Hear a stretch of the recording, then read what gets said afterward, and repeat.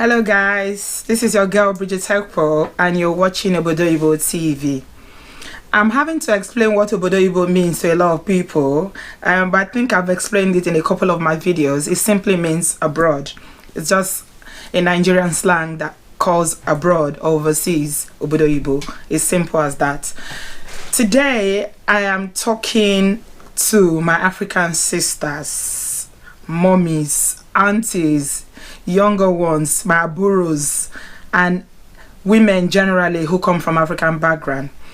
I did a video about African men, and because we're all fighting for equality, and everybody is we're all feminists now, and we're all advancing our cause as women, and we want to be equals.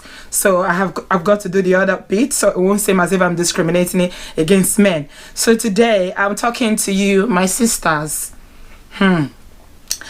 Some of us, we don't come Obodo, we don't grow wings because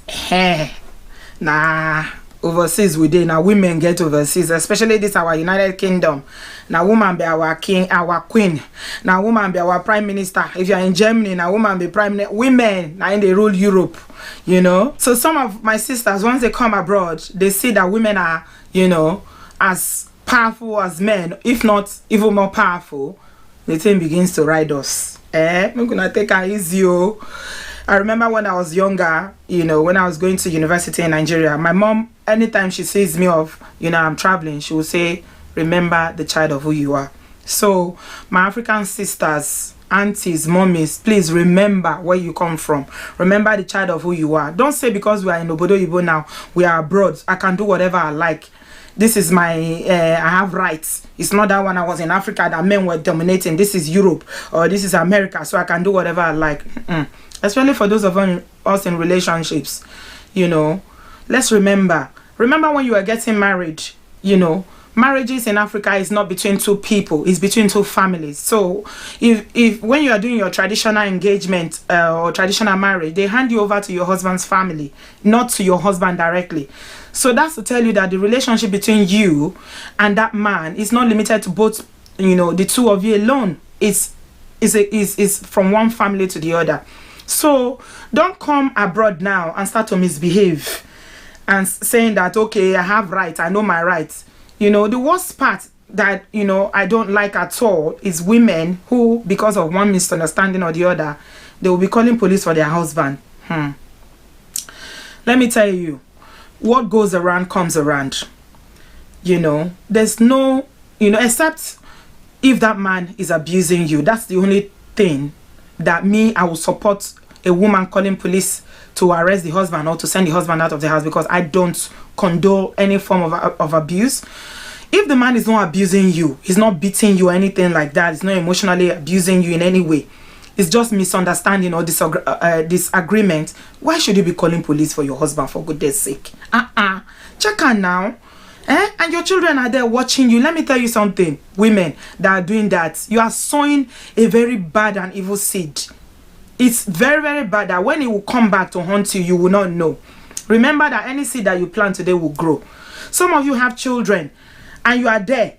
Every day your children will be seeing you calling police for your husband. What kind of impression are you giving them? If you have a daughter, for instance, and they see police coming to your house every day, you want them to grow up knowing that, okay, this is what my mom did to my dad. Let me tell you something, children, the children that we have in this part of this world, they are not like the children in Africa. They are not emotionally that, resilient. That's what I've learned from our experience with my children.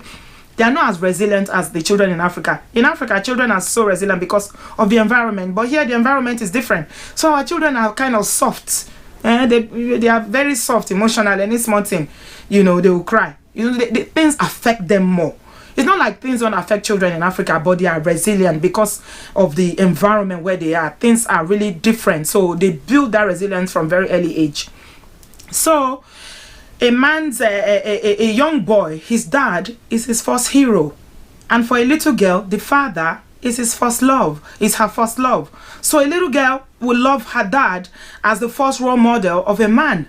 So when they see you calling police for their hero, the man that they love the most in this world, what kind of impression are you giving them? So please don't do it. I beg you, Do not call police for your husband just because you know that they're going to send him out of the house because you have children. So the house becomes yours. At the end of the day, that house, you might think you've won, but you haven't, because of the damage that you are causing to your children.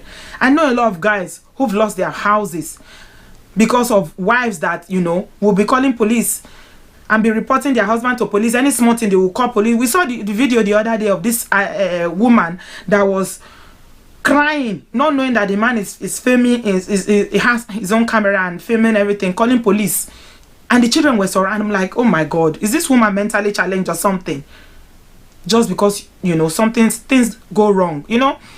When relationships break down, the people that are affected the most are the children. I'm going to do a separate video about co-parenting, how you can co-parent children, because, you know, relationships break down. It happens. It's not only in, you know, abroad, even in Africa, relationships break down.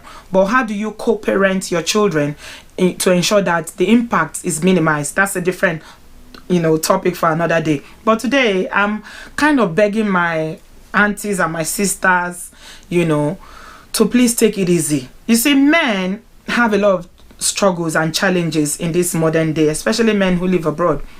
You know, some of them, they say, you know, that they've not achieved what they want to achieve in life. They feel beaten by life, and they come home. You too, that you're supposed to be loving and, you know, being, you know, respectful and, you know, honoring them, you are beating them inside the house. It's not only physical beating, no. This mouth can beat. You call them all sorts of names. You know, you have no respect for them. You dishonor them. Every single opportunity is not the best. Your children are watching. Please, every seed that we sow is what we will reap. You cannot sow seeds of wickedness and you expect that you reap something better. It's not. There's a law of karma. That law of karma, I believe it works. So please, love and honor your husbands. Give them the respect that they need. Even if they don't deserve it, they are treating you badly, still respect them because of your children. You have a stake in the well-being of your children. If it's so bad that, you know, you can't take it anymore and you feel that the environment is not suitable for your children because, you know, it's harming them, and they are suffering from any kind of harm, then leave. Take the children out of that environment, but do it amicably. Don't do it in a way that would damage the children.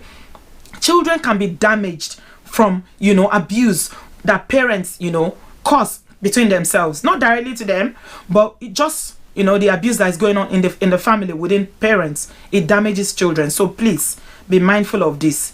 My sisters, my aunties, Ejo, I beg you, honor your husband, respect them. And you saw some African women, you know, they come overseas, even some that were married from Africa, and the men bring them here. They will give you paper. Once they finish giving you paper, it's then you will now know that the man is too old, or the man is not this, it's not that. It's then you want to leave him and go and run and follow one young boy. Be very, very careful. Let me tell you something. All that glitters is not gold. So be very, very careful. You cannot be behaving like that. Some of you will have friends. The minute you make new friends, then you will just be behaving anyhow you like. You will be going out anyhow you like, partying like a single girl. You will go to parties without a care in the world because you know the man cannot talk. It's not the best. You will neglect your children. You will not look after your children. You will not cook. You will not clean. This social media, the wahala that social media is causing is too much. That's another gist again for another day. For our women, our African women, you know, every week is turn up. It's only you that will be turning up. Every Ashoibi they said is you that will buy. Kilo day. Are you the only one? You're not doing your role as a wife. You're not doing your role as a mother. You're not looking after your children. What is important? You are neglecting it for something that is not important. Let me tell you something. All this waka waka that you're doing is not important. It does not help you. It does not improve your worth as a person. Putting pictures and every week that you are slaying. Leave it all. You see, when you are younger, do things as a young person. But once you marry or you're in a relationship and you settle down, let there be a change. You can't be doing things that you used to do, you know, when you were much younger. The things that 20-something-year-old will be doing or teenagers will be doing, you mama, you'll be doing it. Why now? Is every Ashoibi they bring you buy? Yet your children don't have school shoes.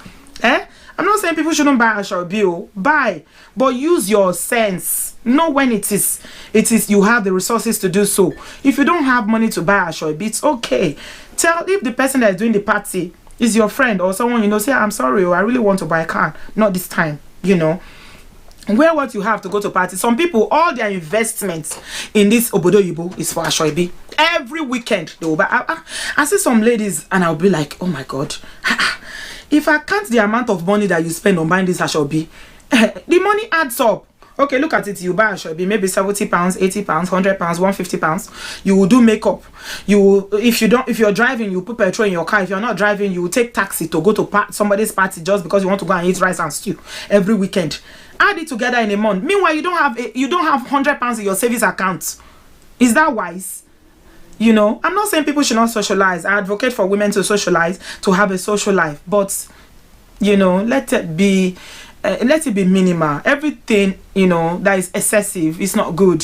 Anything that you do in excess is not good. People will even be abusing you. And you know the funny thing, human beings are very hypocritical. They will see your pictures online and say, slave mama, slave queen. They were commenting on it, you look good, oh, but they are abusing you. Say, hey, say her again. She's gone again. All she knows is to go to party. All she knows is to buy a Ashoebi. She does not do this. Your mates are going to school. You see women, I see some elderly women that I really, really admire. At their age, they go to school to go and improve themselves. They go and get degree, they get masters just to improve their life. But you are there going to party every day. Why? Why? Have a social life, but be minimal about it. That's all I'm saying. Money. Women who have very good jobs and they are making money is a good thing. You know, everybody wants to advance themselves. I appreciate and I really respect women who advance themselves, who do things to ensure that, you know, even when they come in, they don't have good jobs, but you know, 4 or 5 years down the line, they are doing better. It's good. It's very, very good. But don't allow it to get to your head in a way that will affect the man. You know, because men, you know, like I said in my video that I did for men, traditionally African men, they want to be in charge. They want to be the head. They want to have more money because they feel that that's the only way they can control. I don't like that word because you're not supposed to control another human being, but that's the way it is used in Africa. I think what it kind of means is that that's the way your wife or your partner will respect you.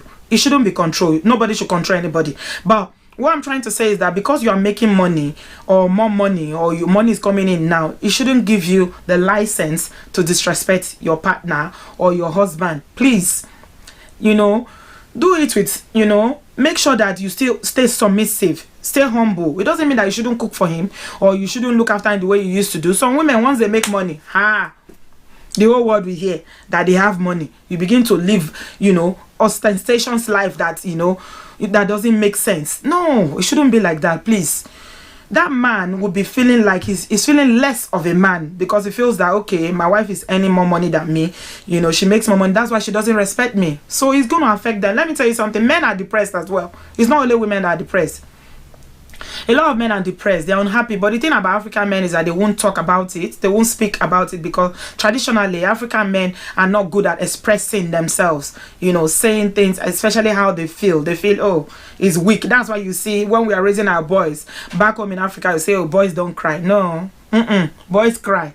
They cry more than girls even. It's okay to cry because it's part of, you know, expressing your emotions. Boys cry. They don't just, African men don't cry in a way that you might know. They might be crying internally. That's what I'm saying. Women, be very, very careful, you know, in everything that you're doing. Ensure that you're looking after your home, you know, looking after your family. Make sure your children are clean. Ensure that you're buying the things that they need for their school. We thank God that we live abroad, that you don't pay school fees like people in Nigeria who pay 350,000 naira, 250,000 naira per term. So here we are lucky that we don't pay this kind of money for schools, you know. So we have access to education. The children have access to education, but you know, other things that we need to buy. Engage your children in things that will develop them. Take them to piano lessons. Let them learn karate. Take them to, you know, sporting activities. Let them go and learn football. It's not only football, different kind of sports that they can learn. Instead of going to party every weekend, spend that time developing your children because they are your future. That's all I'm saying. Have your social life, enjoy your life, you know, but have time for your family. Don't neglect your family or your husband. Don't dishonor your husband or disrespect him just because we live in Obodo Yibo, we live abroad, I can do whatever I like and get away with it. It's not the best. Remember, your children are learning from you. So that's all I'm saying. So please, if you've never listened to anything I said before, I beg you in the name of our Lord, that you should please, you know, take this advice and, you know, utilize them, and I'm sure it will help you. It's been your girl Bridget Tekpo. I hope you've enjoyed this video. Some people are still asking me how to subscribe. It's down here, that red button. I beg, click on it. A lot of people are saying they like me, my work that I'm doing, they like my videos, they enjoy them, I should carry on. But the only way you can support my video, to support my blog, is to like and subscribe. So that red button you see there, just click on it and subscribe. And I'll see you again soon. Thank you. Bye bye.